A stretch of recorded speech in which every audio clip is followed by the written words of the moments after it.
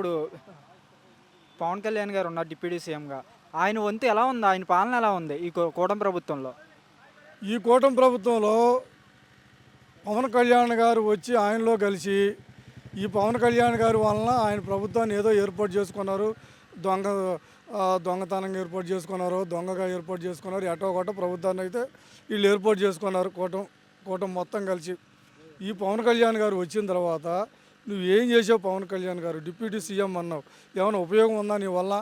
ఆ పిఠాపురంలో దళితుల్ని ఆ విధంగా దళితుల్ని అక్రమంగా కొట్టి నానా హింసలు చేస్తుంటే నువ్వేం చేస్తున్నావు? అక్కడ పిఠాపురంలో ఉండి ఎమ్మెల్యేగా ఉండి నువ్వేం చేస్తావు? మరి ఉప ముఖ్యమంత్రి అన్నావు, నీ వల్ల ఏం ఉపయోగం? ఉపాధి హామీ పనులకు నువ్వే మంత్రివి. ఉపాధి హామీ పనుల్లో కొన్ని అవకతవకలు జరుగుతుంటే ఏం చేస్తున్నావు నువ్వు? ప్రజలకు సరైనటువంటి ఆసరా అందుతుందా? సరిగా అందట్లా. అయినప్పటికీ కూడా నువ్వు వాళ్ళని చాలా ఇబ్బందులు పెడుతున్నావు. నీవు వచ్చిన తర్వాతే ఈ ఉపాధి హామీ కానీ ఈ ఈ గవర్నమెంటు వచ్చిన తర్వాత మీ అంత దారుణమైన పరిస్థితుల్లోకి వెళ్ళిపోయింది. నీ వల్ల ఏం ఉపయోగం లేదని చెప్పేసి, నువ్వు ఉప ముఖ్యమంత్రికి అయినా కానీ నీ వల్ల ఉపయోగం లేదు, నీ వల్ల చేత కావట్లేదని చెప్పేసి మేము వైఎస్ఆర్ పార్టీ తరఫు నుంచి మేము చెప్తున్నాం. కానీ కూటమి 15 ఏళ్ళు బంధం ఇలాగే ఉంటుంది. మేము పాలించే విధంగా మా పాలన చూసి ఆంధ్రప్రదేశ్ ప్రజలు ఆనందంగా ఉన్నారు. మళ్ళా మాకే ఓటేస్తారని చెప్పి కూడా మాట్లాడుతున్నారు. కానీ ఇప్పుడు ఎలక్షన్ పెడితే మీకు ఎన్ని సీట్లు వస్తాయి? మా వద్ద ఒక 20 సీట్లు వస్తాయి, అంతకు మించి ఒక్క సీటు కూడా రాదు. మీ పాలనలో ప్రజలంతా చాలా ఇబ్బంది పడుతున్నారు. మీ పాలనలో ప్రజలు చాలా ఇబ్బందుల్లో ఇరుక్కొని చాలా బాధలు పడటం జరుగుతుంది. మీరు ఏం పాలన చేశారని చెప్పేసి మీరు మళ్ళీ ఇంకొకసారి మీ గవర్నమెంట్ వచ్చిందని చెప్పేసి మీరు అనుకుంటున్నారు. మీరు ఇచ్చినటువంటి సూపర్ 6 పథకాల్లో ఏమి సక్రమంగా అమలు చేశారు? ఏ పథకాలు అమలు చేశారు? ఏం చేశారని చెప్పేసి మళ్ళీ మీ పాలన వచ్చిందని చెప్పేసి అంటున్నారు. మీరు ఏమీ చేయలేదు.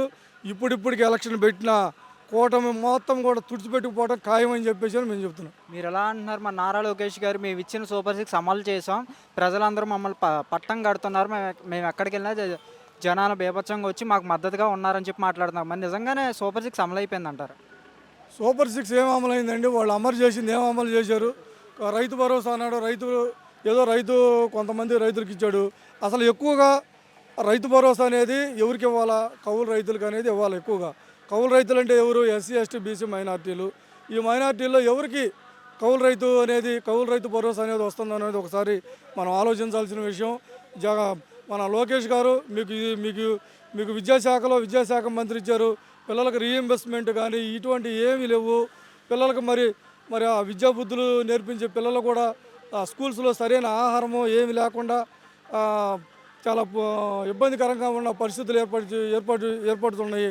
కానీ మీరు మాకేదో ప్రజలు మాకేదో పట్టం కడతారు మళ్ళీ అని చెప్పేసి మీరు భ్రమంలో ఉండరు. ఆ భ్రమల నుంచి బయటపడండి. మీరు ప్రజలకు చేసింది ఏమీ లేదు.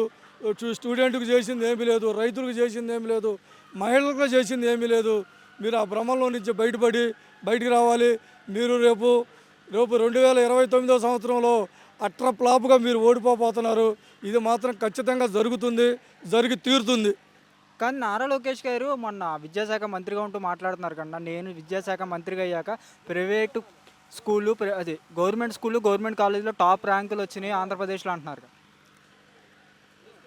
ఆంధ్రప్రదేశ్లో నువ్వు లోకేష్ గారు విద్యాశాఖ మంత్రిగా ఉన్నారు, బాగానే ఉందండి.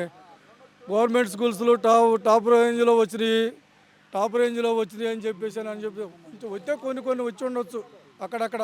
కానీ అన్నీ రాలేదు కదా. అన్ని స్కూల్స్లో ప్రజలకి స్టూడెంట్స్కి సరైనటువంటి నడవడికి సరైనటువంటి వసతులు కల్పించాల్సిన బాధ్యతలు లోకేష్ గారికి ఉంది కదా. ఏం వసతులు కల్పించారని చెప్పేసి ఆయన అన్ని స్కూళ్ళు అని చెప్పేసి కొన్ని స్కూళ్ళు పెట్టుకొని అన్ని స్కూళ్ళు వచ్చినాయని చెప్పేసి అని అంటాడు. అన్ని స్కూల్స్కి రావాలి, సరైన వసతులు కల్పించాలి. సరైన వసతులు లేని కారణంగానే స్టూడెంట్స్ ఇబ్బంది పడుతూ ఉన్నారు. జగన్మోహన్ రెడ్డి గారి టైంలో స్కూల్ పిల్లలకి ఇంగ్లీష్ మీడియము, ఐబీ సిలబస్ ఇవన్నీ కూడా సక్రమంగా పెట్టి వాళ్ళని ఇంగ్లీష్ మీడియంలో బాగా డెవలప్ చేద్దామన్న ఆలోచనతో జగన్మోహన్ రెడ్డి గారు ఉంటే, నువ్వు వచ్చిన తర్వాత ఈ ఇంగ్లీష్ మీడియాన్ని కాస్త తెలుగు మీడియంగా మార్చేసేసి కంప్లీట్గా పిల్లల్ని అసలు ఇంగ్లీష్ వచ్చే వాళ్ళని కూడా తెలుగు రాని విధంగా కూడా తయారు చేసామని చెప్పేసి మేము చెబుతున్నాము. మీ వల్ల వచ్చిన తర్వాత ఇంగ్లీష్ మీడియం కాస్త చాలా డౌన్ అయింది. కానీ జగన్మోహన్ రెడ్డి గారు ఉన్నప్పుడు ఆ రోజు ఇంగ్లీష్ మీడియం చాలా డెవలప్మెంట్లో ఉంది. పిల్లలు కూడా బాగా ఇంగ్లీష్ మాట్లాడి బాగా చదువుకొని బాగా పై స్థాయిలో మంచిగా డెవలప్ అవుదామనే ఆలోచనతో జగన్మోహన్ రెడ్డి గారు చేస్తే, మీరు చేసింది ఏముంది? మీరు వచ్చిన తర్వాత అంతా స్కూల్స్లో అన్నీ కూడా వసతులు లేక పిల్లలంతా చాలా డౌన్ అయిపోయే పరిస్థితి ఏర్పడింది.